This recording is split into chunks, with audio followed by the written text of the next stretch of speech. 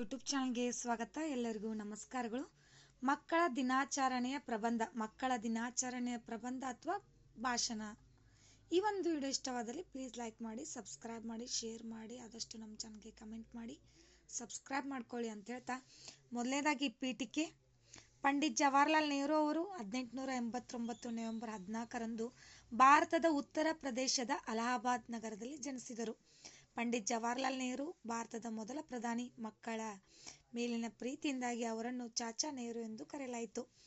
ನೆಹರು ಅವರು ಮಕ್ಕಳ ಬಗ್ಗೆ ಅದ್ಭುತವಾದ ಪ್ರೀತಿಯನ್ನು ಹೊಂದಿದ್ದರು ಮತ್ತು ಮಕ್ಕಳು ರಾಷ್ಟ್ರದ ಭವಿಷ್ಯದ ಸೃಷ್ಟಿಕರ್ತರು ಎಂದು ಪರಿಗಣಿಸಿದ್ದರು. ಮಕ್ಕಳ ಬಗ್ಗೆ ಅಪಾರವಾದ ಪ್ರೀತಿಯನ್ನು ಚಾಚಾ ನೆಹರು ಅವರು, ನಮ್ಮೆಲ್ಲರ ಪ್ರೀತಿಯ ನೆಹರು ಅವರು ಮಕ್ಕಳ ಬಗ್ಗೆ ಅದ್ಭುತವಾದ ಪ್ರೀತಿಯನ್ನು ಹೊಂದಿದ್ರು.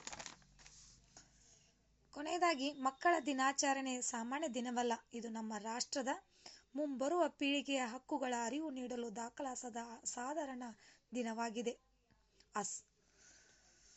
ಭಾರತದಂಥ ಅಭಿವೃದ್ಧಿ ರಾಷ್ಟ್ರದಲ್ಲಿ ಉದಯೋನ್ಮುಖ ಸಮೃದ್ಧಿ ಕಾರಣದಿಂದಾಗಿ ಅಧಿಕ ಮೌಲ್ಯವು ಹೆಚ್ಚಾಗುತ್ತಿದೆ ಅಂತ ಹೇಳ್ತಾ, ಈ ಒಂದು